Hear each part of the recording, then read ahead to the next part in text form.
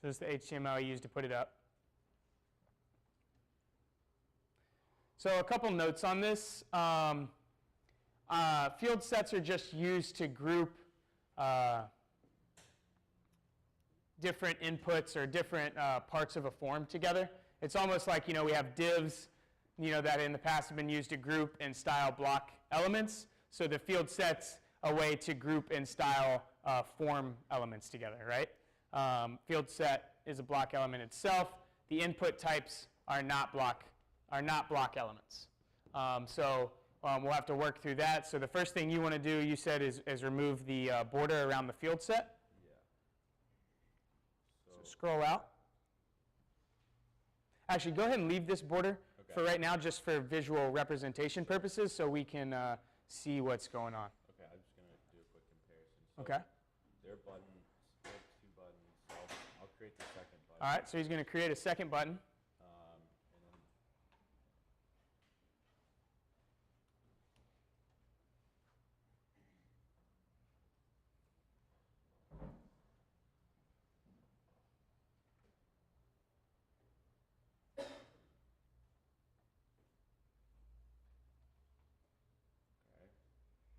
There's, say, Google search, and well, this one is tricky.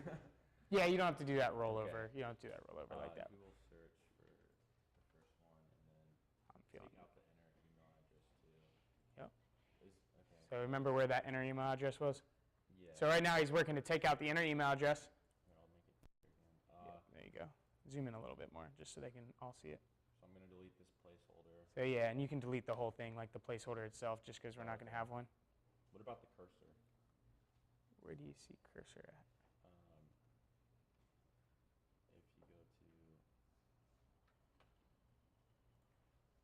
see how this one has a cursor in this thing here? Yeah, well, we'll get to that in a second. Yeah.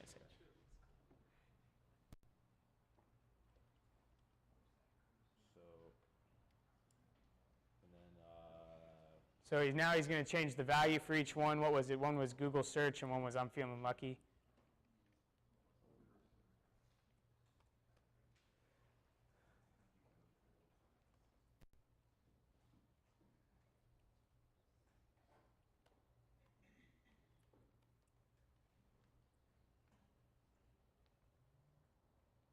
There you go. Save that.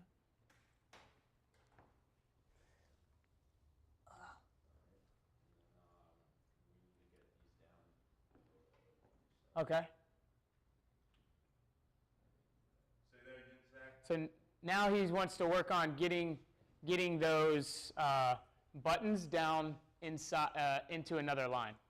Yep. So let's talk through as a group what's some different ways we could get those buttons down. I'll throw one out there. One which I'm not a huge fan of is that we could just do a line break, which will break it down or bring it down to the next line.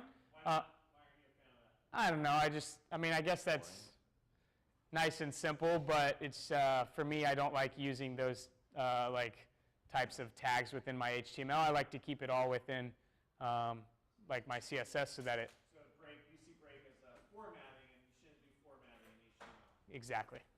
Well said. Thank you. Yeah. So to repeat what Todd said, the reason why I don't like doing the line break in the HTML is because the line break. It would be a way to format it, and I don't like, and I think it's semantically, or it's industry correct to keep your formatting within the CSS. And what do you keep within your HTML then? Just semantic. Purely markup, HTML is a markup language. Content goes in HTML. This is what I want to say, and you mark it up, and ideally mark it up semantically. This is, this area. This is the footer, this is the main body, and that's the contents in HTML. All the formatting is in CSS. Perfect. So what's another way to get it to the next line? Put it in a block level container. Sorry? You wrap it in a block level container. Wrap it in a block level container. Yeah. So remember, block elements have to do with block level elements start and end with a line break. So if we wrap, say, could we wrap those two buttons in so that they're in a block level container? Wrap the two buttons in so they're Yeah, there we go. So let's wrap both those buttons in a div. So go ahead and indent both of those. so. So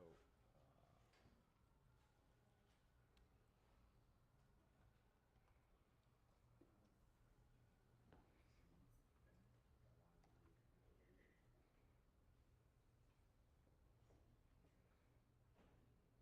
do that, and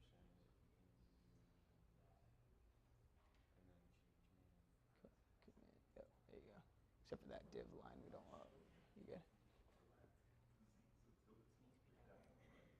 Yeah. Yeah, so he's just getting it, since I have the mic, I'll do it. He's just getting it organized. He wrapped the two buttons in a div, and now let's save it and let's see what it does.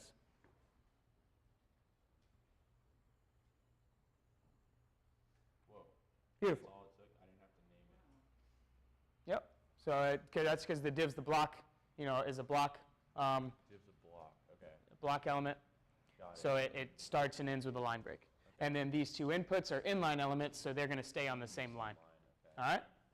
Starting to see the difference, guys, between block and inline elements and their purposes. So I want to now make it so there's a space here. Space where? Like this is at the bottom of the page, right? On mine, and theirs is still lifted.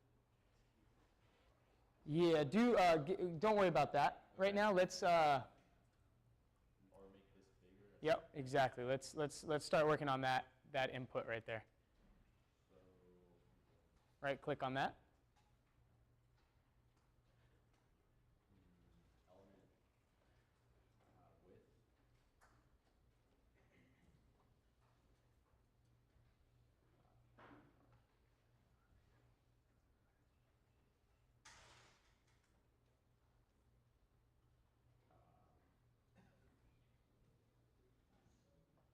Remember using that shift thing. Why did that not do it? Click on That's it. what it is right now. Hold down shift. Oh, I didn't realize. Okay.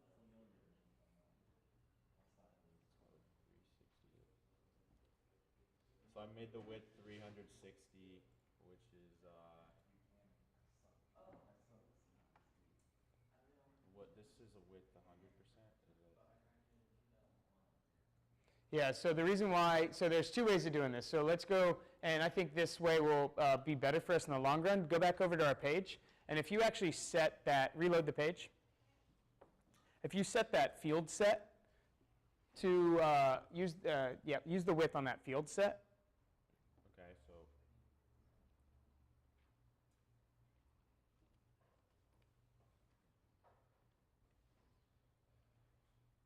All right. And now, how do you center a block element like that? We just talked about it a little bit earlier. center of the line. Nope. So that's for inline elements. How do we do block level elements? Anybody remember? Oh, position. Margin 0. Yep. There we go. Auto 0 or 0? Zero auto. So whenever you have margin and you have two values, the first value is top and bottom, and then the second value is left to right. So this is saying that field set has a margin on top and bottom, both of 0 pixels, and then left to right, the auto centers it. Auto centers it, okay. Okay? So let's keep that. Margin to the auto center, okay. Can you, what if you did auto?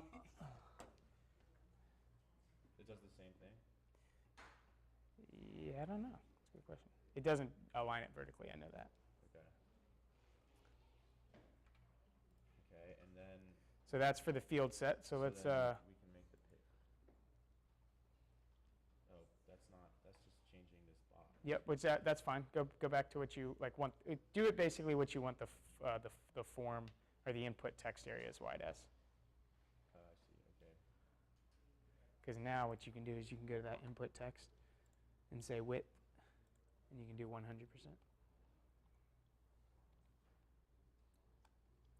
See that? Mm-hmm. All right. All right, and then are we ready now to hide this box? Yeah, let's go ahead and grab the changes we just made. So he went ahead and made that field set a width of 360 pixels with a margin of 0 auto, and then he made the input tag, because it's a child element of the field set, to have a width of 100%. And the reason why it's not going all the way to the edges is we either have some margin on the input tag, or we have some padding on the field set. I have to look at it.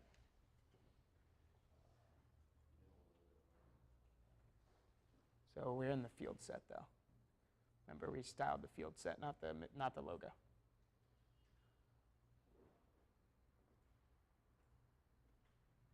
So you could do something like, field sets, yeah.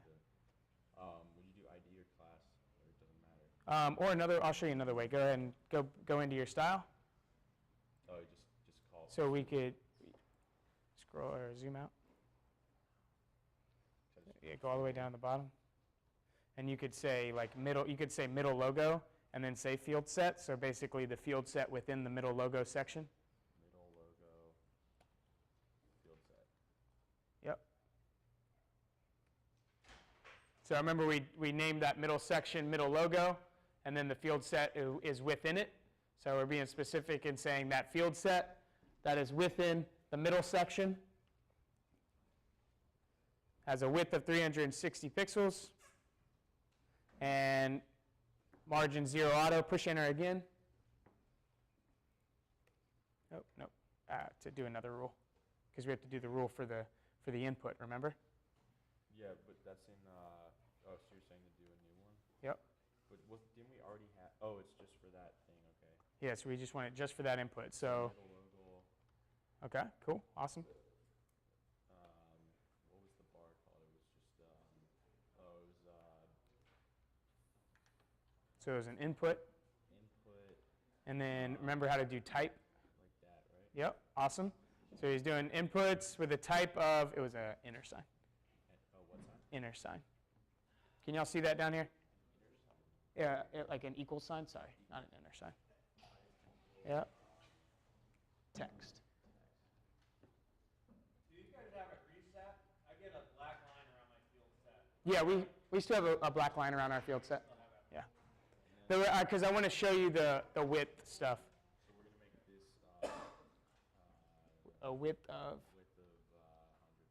All right, so we're making that a width of 100%, so it goes to 100% of what its parent element is, which is the field set.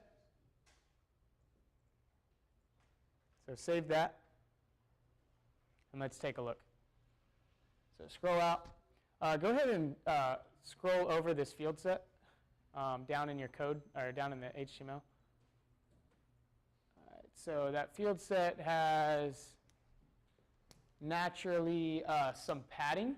So let's go ahead and take out all the padding in the field set. Is it in here, right? Yeah. You can just do it up. You can just do it right up in here. Padding 0. Make sure that works. What's your reasoning for that? Why not leave it? What are you padding it from or to?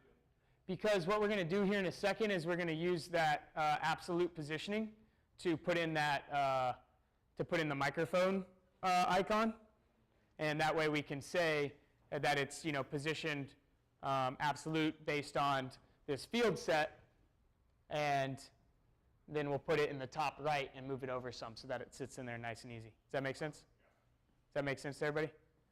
We'll see it more in action. Okay. So do you have that saved? No, I haven't. All right, let's go ahead. So that box is the field set, correct? Do I do it in field set or middle logo? It was in the field set. I'm sorry, what were you asking, Paul? You're gonna move that microphone image, within the field set. Right. Yeah, in a second we're going to use that microphone image and we're going to position it absolute. So remember, it has to be absolute within some type of parent element. So we're going to use that field set and we're going to put it in the top right. Yep, exactly. The microphone's the child of that parent element. Exactly.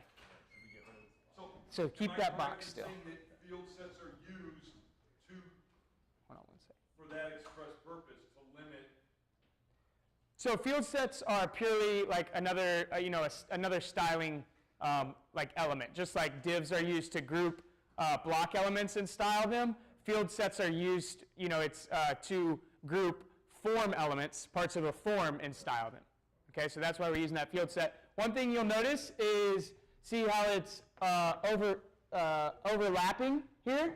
That has to do with that border box sizing again. So if we go in here, and if you go back to your Sublime, and if we go to the very top and do that asterisk border box sizing, it should go away, I hope. Border dash box sizing. Okay. Save it. Go back over there. Go away. No. Oh, we need that second line of code, don't we? We had 2 before. Let me see something here. Sorry. It's a box sizing border box. That's it. Thank you, guys. Box sizing border box. Thank you. Yeah, they always get twisted in my head a little bit sometimes. There you go. And your Google logo is going to disappear. Why did that happen? Because you have border box on, we have border box padding. Ah, look at that. Look at that. Now your logo. I meant to do that so y'all would see why. And now you got Right? your padding margin. All right, there we go. I knew you had a reason you were saying that earlier. All right, so no, what he's saying is since we stumped me. Since we used padding earlier on this image with the box sizing, we need to change that to margin on the image. Where's the image logo? Yep. So padding top. Just margin top. What? Margin top instead of padding top. Change padding to margin, that's it. Because basically, now that we're using the box sizing, it's staying within that height of 95 pixels, and we had a padding of 100 pixels, so it pushes it right out of the frame. Does that make sense? Okay, yeah.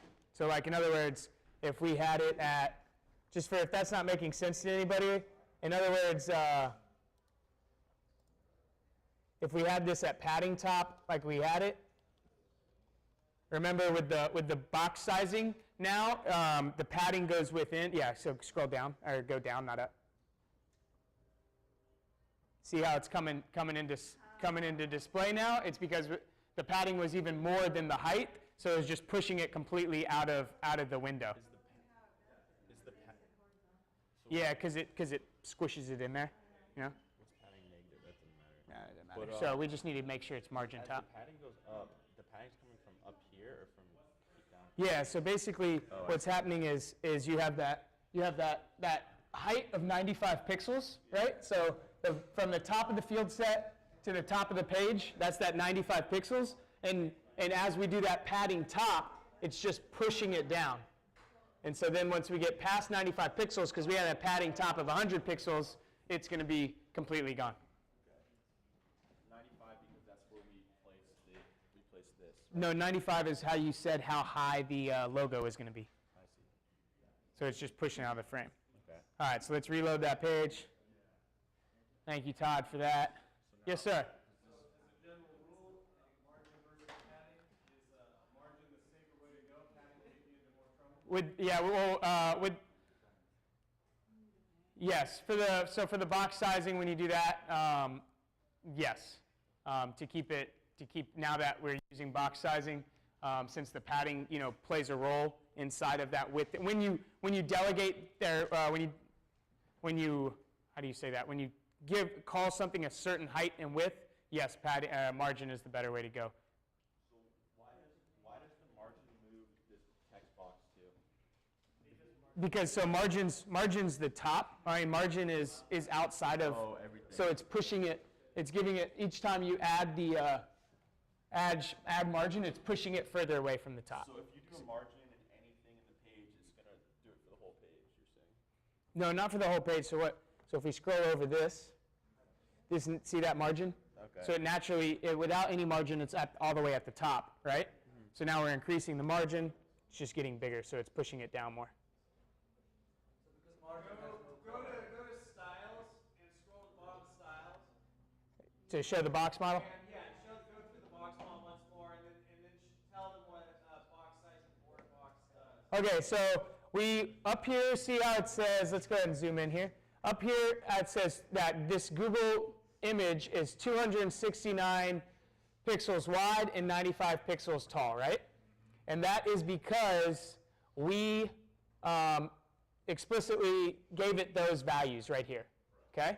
In the past, the normal box model, if we added padding top here, so if we gave it a padding top of 100 pixels, oh, this is cool.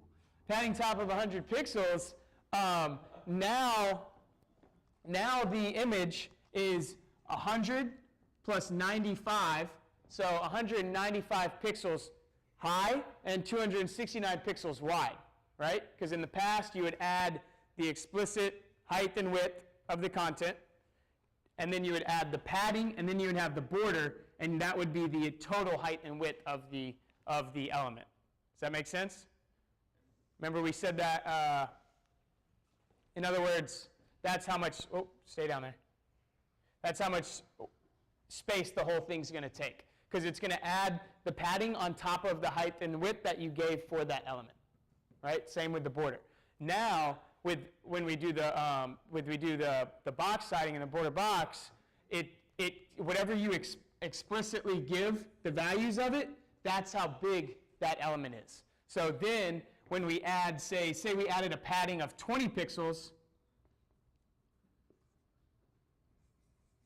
20 pixels top, then it's going to push that image into now being 75 pixels, right? So now it's still going to contain 90 pixels high, but the image itself is going to be squished into 75 pixels because the whole element, including padding and including border, was said to be 95 pixels tall. Does that make sense? So since we gave it a padding top of, I don't know, 100 and something pixels, it literally just pushes the image completely out of that element screen. See that? Is there another way of placing a picture, an image like that, without using padding or margin? Okay, so go for it. Yeah, so I mean, you could do like, since it's, you're never going to be able to scroll up and down, you could do fixed, or you could do absolute, and find, the width of the screen. But I think, as we'll see with when we go through responsive today, this is naturally a more responsive way to do it, because then it's relative to everything else on the page. Where absolute, if we just said, or fixed, we just said top, 200 pixels, left 200 pixels, pushing it, 200 pixels from the left and 200 pixels from the top. As soon as, if that was the center point at this viewport, at this screen width, as soon as we change that screen width, it's gonna no longer be that. Do any of these? And you could do like top 50%, left 50%, and do negative margin, but that just starts getting really complicated. I'll wait to show you that later. Okay. And you could have done the margin or the padding on the section instead of the image, and we wouldn't have had that problem as well. What about these options here? So the initial one is just the default. The default, as it always is. But don't worry about that. Let me say one thing too. Yeah.